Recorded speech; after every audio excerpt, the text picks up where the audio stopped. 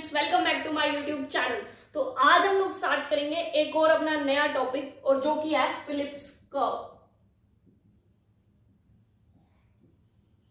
तो भाई क्या है ये फिलिप्स कर्व? ठीक है, तो ये जो फिलिप्स कर्व है ना, ये दी थी AW फिलिप्स ने। किसने दी थी? AW फिलिप्स ने दी थी। ये फिलिप्स कर्व जो है वो बेसिकली क्या बताती है? ठीक है, ये बताती है रिलेशनशिप किस चीज के बीच में? इन्फ्लेशन यानी कि महंगाई एंड अनएम्प्लॉयमेंट के बीच में। किस के बीच में रिलेशन बताती है? Inflation and unemployment. देखो, जो सबसे पहले फिलिप्स कर्व का कंसेप्ट आया था ना, बिल्कुल सबसे पहले, ठीक है, ये तो लेटेस्ट चल रहा है। तो जो सबसे पहले आया था उसने रिलेशन बताया ना मनी वेजेस, ठीक है। बाद में मतलब इसको थोड़ा सा मनी वेजेस की जगह बस इन्फ्लेशन नाम रख दिया, ठीक है, मनी वेजेस और अनएम्प्लॉयमेंट के बीच में, ठीक है। पहली वाली में ये रिलेशन बताया जो बिल्कुल ओरिजिनल आई थी, ठीक है। तो अगर 1 मार्क्स में क्वेश्चन आ सकता है, ठीक है। लेकिन अदरवाइज हम नॉर्मली बोलते हैं कि फिलिप्स का वो कर्व होती है जो रिलेशन बताती है इन्फ्लेशन और अनएम्प्लॉयमेंट के बीच में, ठीक है। AW फिलिप्स ने ये दी थी। अब ये जो फिलिप्स कर्व है ना, इसके ऊपर ना अलग अलग व्यू पॉइंट्स हैं। कीनशियंस का अलग है, मोनेट्रिस्ट का अलग है, ठीक है। हम सबको लेके चलेंगे आराम से, सबकी बात भी करेंगे, ठीक है। तो ये फिलिप्स कर्व थी। अब पहले तो हम देखते हैं फिलिप्स कर्व है क्या। और ये फिलिप्स कर्व जो है ये इतनी मतलब कि आजकल यूज नहीं होती, अगर हम जैसे नॉर्मल इकोनॉमिक थ्योरीज वगैरह को देखें एक तरह से, क्योंकि इसको ये जो है ना फेल हो गई थी एक बार यूएस के टाइम में, यूएसए में 1970s के अंदर ये फिलिप्स कर्व जो है फेल हो गई। जो भी ये रिलेशन बताती है वो रिलेशन फेल हो गया, ठीक है। जब हम रिलेशन बताएंगे उसके बाद बताएंगे कि कैसे फेल हो गई थी ये। तो अगर हम बात करें इसकी, तो ये फिलिप्स कर्व क्या है? देखो, जो कीनशियन का व्यू पॉइंट था, देखो कीनीशियंस क्या बोलते थे? कीनीशियंस वही एग्रीगेट डिमांड, एग्रीगेट सप्लाई, ठीक है, वही हम लोग पहले वही बना देते हैं, बाद में बात करेंगे, ठीक है। तो कीनीशियंस के अकॉर्डिंग वही अपना होता था कि अब हम एग्रीगेट डिमांड को with respect to output income के ना लेने के लिए हम प्राइस से ले रहे हैं, ठीक है, प्राइस। और यहाँ हमारी है GDP या आउटपुट, ठीक है। तो हमारी एग्रीगेट डिमांड क्या होती है? डाउनवर्ड स्लोपिंग, ठीक है। एग्रीगेट डिमांड क्या होती है? देखो, जब हम कंजप्शन इन्वेस्टमेंट के थ्रू लेते हैं ना, तब ये अपवर्ड स्लोप करती है, लेकिन हम यहाँ प्राइस के रिस्पेक्ट में ले रहे हैं। प्राइस से और एग्रीगेट डिमांड का तो इनवर्स रिलेशन, ठीक है। तो ये ध्यान रखना कि आप वाई एक्सिस पे क्या ले रहे हो। अगर प्राइस है तो इसका इनवर्स रिलेशन ही जाएगा ऑब्वियसली, अगर कंजप्शन इन्वेस्टमेंट वगैरह आ रहा है तो अपवर्ड स्लोप करेगी, ठीक है। हम प्राइस के रिस्पेक्ट में ले रहे हैं, तो प्राइस के रिस्पेक्ट में एग्रीगेट डिमांड क्या होती है? डाउनवर्ड स्लोप करती है। और एग्रीगेट सप्लाई अपवर्ड स्लोप करती है। इक्विलिब्रियम कहाँ आएगा? यहां आएगा। यहां पर हमारी GDP है Y0 और प्राइस है P0। अब मान लो किसी वजह से बढ़ गई हमारी एग्रीगेट डिमांड, लो भाई एग्रीगेट डिमांड बढ़ गई, ठीक है। तो जैसे ही हमारी एग्रीगेट डिमांड बढ़ी तो हमारा क्या हुआ? प्राइस बढ़े, P1 हो गया, और हमारी इनकम भी बढ़ी, Y1 हो गई, ठीक है। प्राइस भी बढ़े और हमारी GDP भी बढ़ी या इनकम भी बढ़ी। अगर फिर से एग्रीगेट डिमांड बढ़ेगी, ठीक है, तो फिर से हमारे प्राइसेस बढ़ेंगे और हमारा क्या होगा? इनकम फिर से बढ़ेगी। तो अब हम भाई फिलिप्स कर्व में हम तो इन्फ्लेशन की बात कर रहे थे, अनएम्प्लॉयमेंट, ये GDP और प्राइस कहां से आ रहे हैं, ठीक है। तो ये इसका बेस है एक तरह से हमारी फिलिप्स कर्व का, ठीक है। फिलिप्स कर्व क्यों आई, जो रिलेशन बता रही है, क्यों बता रही है, उसके पीछे रीजन ये है हमारा। कैसे ही है? देखो, प्राइस कम था, आउटपुट भी कम, ठीक है, आउटपुट बढ़ा है। देखो, जब आउटपुट बढ़ेगा, ठीक है, नॉर्मल सी बात है तो कि जब आउटपुट बढ़ेगा तो ज्यादा से ज्यादा लोगों को काम पे रखा जाएगा, सीधी सी बात है ये तो भाई। देखो, दोनों तरीके से देख सकते हो। आउटपुट बढ़ेगा तो लोग चाहिए ना काम करने के लिए, लोग काम करेंगे तो उनके पास हाथ में पैसा आएगा, उनकी इनकम होगी, लोगों की इनकम होगी तो खर्च भी करेंगे, जब खर्च होगा तो डिमांड है तो फिर क्या होंगे? वापिस से प्राइस बढ़ेंगे। या इस तरह से देखते हो कि प्राइस बढ़ रहे हैं, प्राइस बढ़ते हैं, ठीक है, महंगाई हो रही है, तो अब क्या बिजनेसमैन को क्या लगेगा? भाई सही है, अपनी जो है हमारा तो प्रोडक्शन, उनका भाई इन्वेंट्री तो सबके पास होती है, अपना तो फायदा ही फायदा। हम लोग महंगे में अपना सामान बेचते हैं, तो वो ज्यादा से ज्यादा सामान बेचने के लिए ज्यादा से ज्यादा प्रोडक्शन करेंगे, क्योंकि महंगाई अच्छी ज्यादा है। सीधी सी बात है, अगर मार्केट में पैसे ज्यादा मिल रहे हैं किसी चीज का, तो आप वो काम करना चाहोगे। सेम बिजनेसमैन के साथ है, उनको पैसे ज्यादा मिल रहे हैं क्योंकि महंगाई है, तो वो ज्यादा से ज्यादा सामान बेचना चाहेंगे। सामान बेचना है तो बनाने के लिए चाहिए कौन? लेबर चाहिए। तो लेबर क्या होगी? लगेगी। जब लेबर लगेगी तो एम्प्लॉयमेंट बढ़ेगी। ठीक है, तो सिंपल सा कंसेप्ट है कि प्राइस बढ़ रहे हैं तो हमारी क्या है? आउटपुट बढ़ रही है, या हम कह सकते हैं इनकम बढ़ रही है, एम्प्लॉयमेंट बढ़ रही है। क्योंकि जो हमने कीन्स की थ्योरी करी है, ठीक है, कि मैंने वीडियो भी बना रखी है क्लासिकल्स का, मैंने जो पूरी मैक्रो की प्लेलिस्ट है, क्लासिकल, कीन्शियन सबकी बना रही है, तो आप अगर वहां जाके देखोगे आपको और अच्छे से समझ आ जाएगा। ठीक है, तो एम्प्लॉयमेंट बढ़ेगी, सीधी सी बात है, इनकम बढ़ती है तो एम्प्लॉयमेंट भी बढ़ती है। तो चाहे कीन्स हो, क्लासिकल हो, दोनों ने ही बोला था। ठीक है, तो यहां से आई हमारी क्या? Phillips curve. देखो यहां इनकम इतनी है, यानी कि इतनी क्या है? एम्प्लॉयमेंट है। जब ये एम्प्लॉयमेंट है तो बाकी बची हुई तो अनएम्प्लॉयमेंट हुई ना भाई। ठीक है, सीधी सी बात है, ये एम्प्लॉयमेंट है तो बाकी बची हुई अनएम्प्लॉयमेंट होगी। ठीक है, तो मान लो कि हमारा जब प्राइस है पी नोट प्राइस है, एम्प्लॉयमेंट इतनी है, तो ये पूरा पोर्शन क्या है? अनएम्प्लॉयमेंट ही है अपनी। ठीक है, तो अनएम्प्लॉयमेंट मतलब बेसिकली अपनी बहुत ज्यादा है। ठीक है, प्राइस बढ़े, ठीक है, अब एम्प्लॉयमेंट ये क्या होगा? आउटपुट बढ़ गई, आउटपुट बढ़ गई मतलब एम्प्लॉयमेंट बढ़ गई, एम्प्लॉयमेंट बढ़ गई मतलब अनएम्प्लॉयमेंट कम हो गई। भाई आउटपुट बढ़ रहा है तो एम्प्लॉयमेंट बढ़ रही है, मतलब लोगों को काम मिल रहा है। जब काम मिल रहा है तो जो बेरोजगार है वो कम होए। ठीक है, तो जैसे ही प्राइस बढ़े हमारे बेरोजगार कम हो गए, तो सेम प्राइस और बढ़े, बेरोजगारी और कम हो गई। तो ये हमारी आ गई फिलिप्स कर्व। ठीक है, इसी को बोलते हैं फिलिप्स कर्व। यहां लेते हैं हम इन्फ्लेशन और यहां लेंगे हम अनएम्प्लॉयमेंट।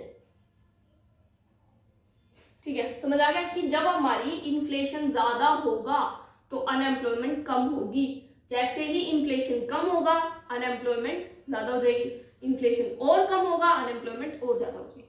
तो इससे इकोनॉमिस्ट ये कहना चाहते हैं कि जैसे हम कहें कि देश में महंगाई नहीं होनी चाहिए, ये नहीं होना चाहिए, वो नहीं होना चाहिए। ठीक है, तो थोड़ी सी महंगाई भी जरूरी है देश के लिए, ये इकोनॉमिक्स कहती है। ठीक है, तो इकोनॉमिक्स क्या कहती है कि महंगाई होगी, इन्फ्लेशन होगा, तभी एम्प्लॉयमेंट होगी। ठीक है, तभी एम्प्लॉयमेंट होगी और अनएम्प्लॉयमेंट कम होगी। यानी कि ये बताता है इन्फ्लेशन और अनएम्प्लॉयमेंट के बीच का इनवर्स रिलेशन। कौन बताती है? Phillips curve. तो फिलिप्स कर्व क्या है? ये कर्व है जो कि ये एक्सप्लेन करती है कि इन्फ्लेशन और अनएम्प्लॉयमेंट के बीच में इनवर्स रिलेशन है। इनवर्स रिलेशन मतलब अगर महंगाई बढ़ेगी तो अनएम्प्लॉयमेंट कम होगी, यानी कि एम्प्लॉयमेंट बढ़ेगी। ठीक है, महंगाई घटेगी तो अनएम्प्लॉयमेंट ज्यादा होगी। ठीक है, तो इसका मतलब अब ये थ्योरी एक्सप्लेन करती है कि अगर आपको देश में चाहते हो कि सब लोगों को काम मिले, ठीक है, आप लोग चाहते हो कि सब लोग एम्प्लॉयड हो, सबको काम मिले, तो आपको थोड़ी बहुत महंगाई तो सहन करनी पड़ेगी। ठीक है, ये थ्योरी बताती है कि अगर आपको की है कि हमारे देश में एम्प्लॉयमेंट होनी चाहिए, सबको काम मिलना चाहिए, तो महंगाई तो होगी। ठीक है, तो ये बात कह दी किसने? फिलिप्स, AW फिलिप्स ने, कि ये फिलिप्स कर्व एक्सप्लेन करती है। फाइन, ठीक है, लेकिन ये फिलिप्स कर्व जो है ना, ये फेल भी हुई।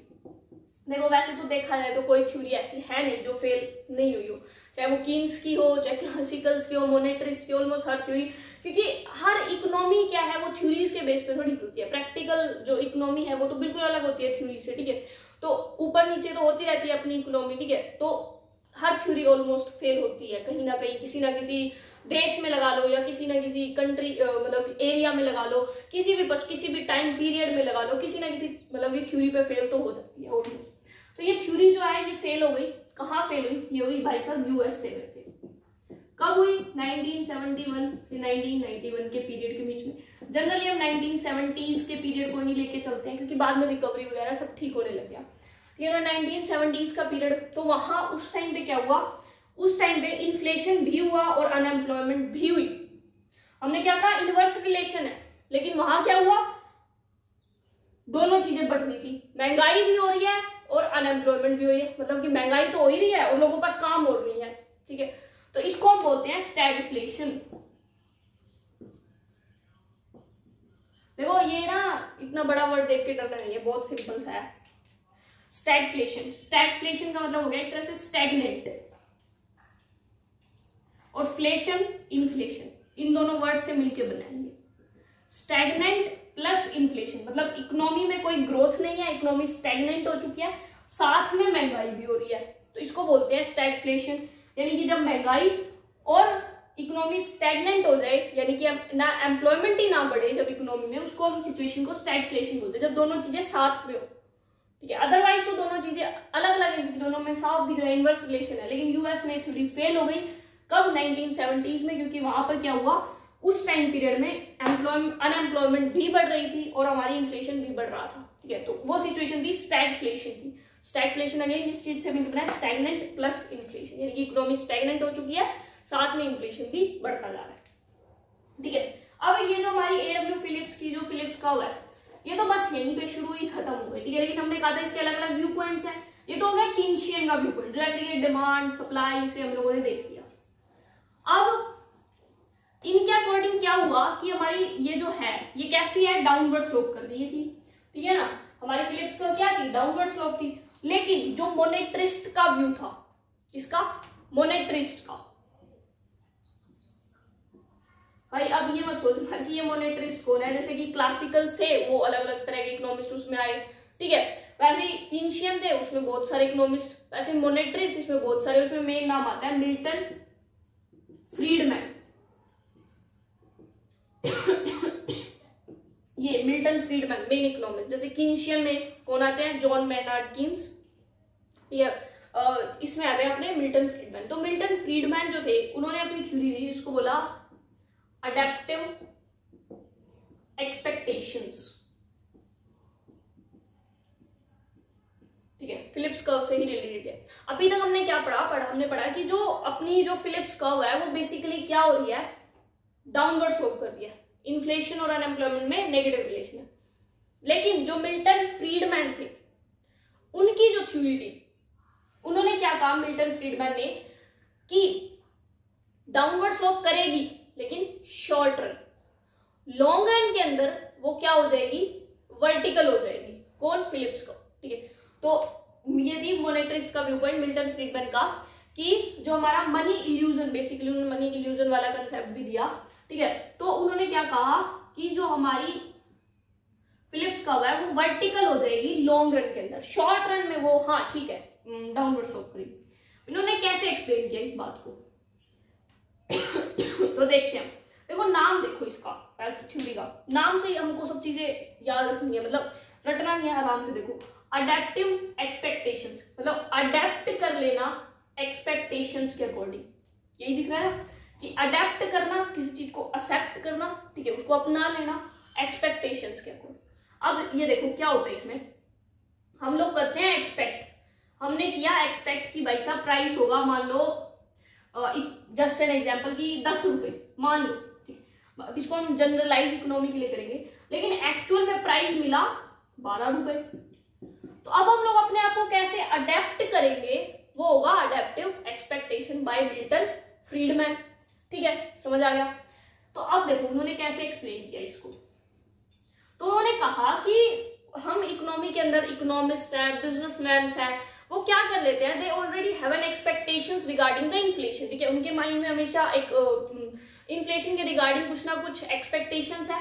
ठीक है, if there is any change in expectation and actual, ठीक है, अगर कोई एक्चुअल और एक्सपेक्टेशंस में चेंज है तो they will try to adapt, तो वो क्या करेंगे, अडेप्ट करेंगे according to the actual situation, जो भी एक्चुअल सिनेरियो है उसके अकॉर्डिंग। अब जैसे हम एग्जाम्पल और डायग्राम भी देख लेते हैं, यहाँ पर तो हम वही अपनी अनएम्प्लॉयमेंट लेंगे और यहाँ पर वही अपना इन्फ्लेशन लेते हैं। ठीक है, डाउनवर्ड स्लोप अपनी फिलिप्स कर्व कर रही है, कोई दिक्कत नहीं है। ठीक है, अब हम वो कहते हैं कि मान लो हमने एक्सपेक्ट किया कि प्राइस होगा P स्टार, एक्सपेक्ट किया P स्टार प्राइस होगा, अनएम्प्लॉयमेंट होगी U स्टार, एक्सपेक्टेशन है। एक्चुअल में देखा तो भाई साहब वो मिला P डबल स्टार। ठीक है, हमने सोचा कितना पी स्टार होगा, लेकिन निकला कितना, पी डबल स्टार निकला। अब क्या करें, अडेप्ट करो, करना तो पड़ेगा। अब उनका कहता है मिल्टन फ्रीडमैन का कि यहां होगा मनी इल्यूजन। भाई मनी इल्यूजन का क्या मतलब हुआ? मनी इल्यूजन का मतलब बिजनेसमैन को तो पता चल गया कि हाँ भाई महंगाई हो गई है, प्राइसेस है ज्यादा, तो वो तो क्या करेंगे, उनका तो होगा फायदा।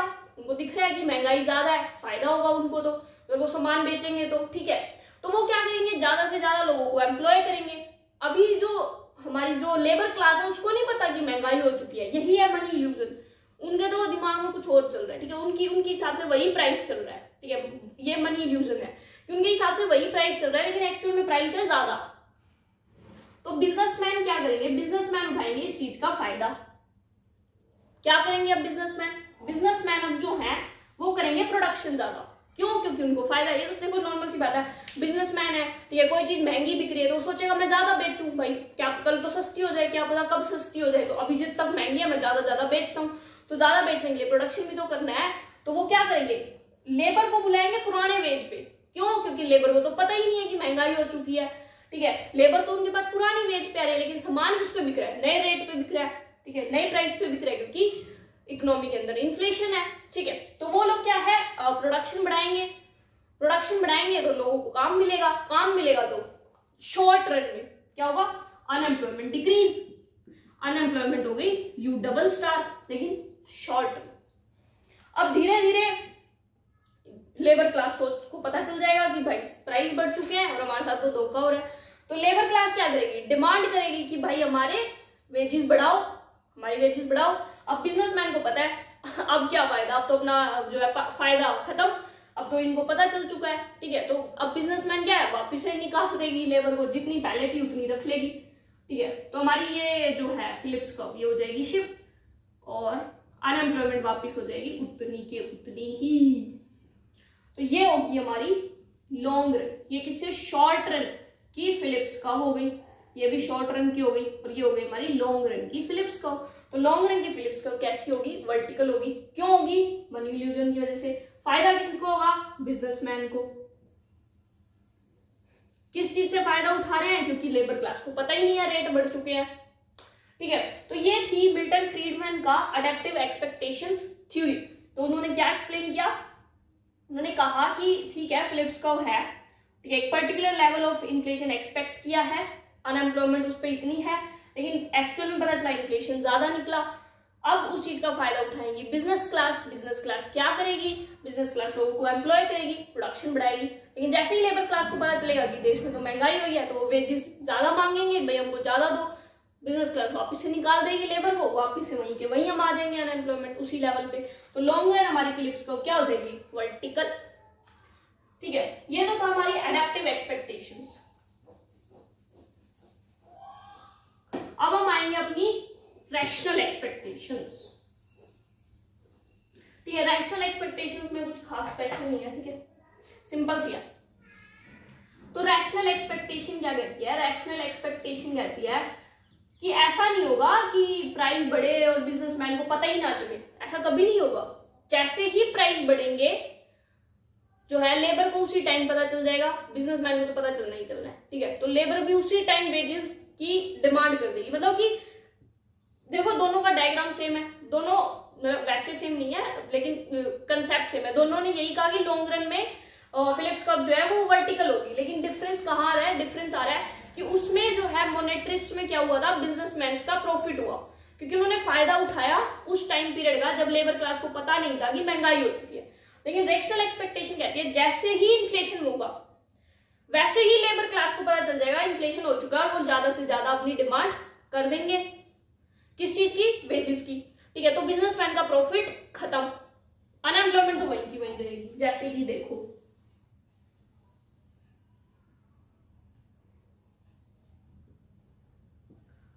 यहाँ पे प्राइस और यहाँ अपनी अनएम्प्लॉयमेंट, ठीक है। तो ये अपनी है एडी, ये है अपनी एस। तो क्या बोलता है कि जैसे ही यहाँ पे, सॉरी पहले हम बोल लेते हैं लेवल, तो ये है यहाँ पे भाई साहब प्राइस पी स्टार, और ये अपनी क्या है अनएम्प्लॉयमेंट यू स्टार। ठीक है, अब क्या होगा, मान लो ड्यू टू एनी रीजन, मान लो गवर्नमेंट ने कोई एक्सपेंशनरी पॉलिसी निकाल दी, फिस्कल पॉलिसी निकाल दी, या कुछ भी लगा लो, इन्फ्लेशन गया बढ़, जिसकी वजह से हो गई अपनी एग्रीगेट डिमांड शिफ्ट। तो अब इन्फ्लेशन से एग्रीगेट डिमांड शिफ्ट क्यों होगी ये तो आपको पता ही होगा। ठीक है, एक्सपेंशनरी फिस्कल पॉलिसी है, लोगों के हाथ में पैसा है तो लोग डिमांड करेंगे। ठीक है भाई, एग्रीगेट डिमांड गई बढ़, इन्फ्लेशन भी बढ़ जाएगा लो। ठीक है, अनएम्प्लॉयमेंट कम हो गई, यू डबल स्टार। लेकिन एट द सेम टाइम क्या होगा, लेबर को भी पता चल जाएगा कि क्या हो चुका है, महंगाई हो चुकी है, तो वो क्या करेंगे, कहेंगे हमको वेजेस दो, ज्यादा दो। ठीक है, तो वो क्या है, वेजेस ज्यादा की डिमांड करेगी, कौन, लेबर क्लास। तो हमारी जो एग्रीगेट सप्लाई है वो वापस से बैकवर्ड शिफ्ट होगी। बैकवर्ड क्यों, क्योंकि लेबर ने क्या कर दी, वेजेस की डिमांड, और वेजेस बिजनेस के लिए क्या है, कॉस्ट है, खर्चा ही तो है वेजेस। तो जब खर्चा बढ़ेगा तो हमारी एग्रीगेट सप्लाई पीछे ही तो जाएगी ना। ये हमारी गई एग्रीगेट सप्लाई बैकवर्ड, सॉरी।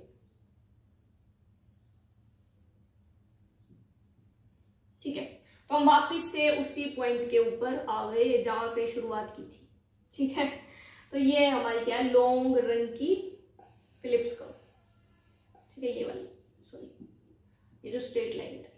ठीक है, ये हमारी लॉन्ग रन की फिलिप्स कर्व है। तो ये थी Phillips curve, adaptive expectations, rational expectations. I hope आपको समझ आ गया होगा। Thank you so much for watching my video. और हाँ, चैनल को लाइक शेयर सब्सक्राइब करो। थैंक यू सो मच, मिलते हैं नेक्स्ट वीडियो में नेक्स्ट टॉपिक के साथ। Till then bye bye, take care.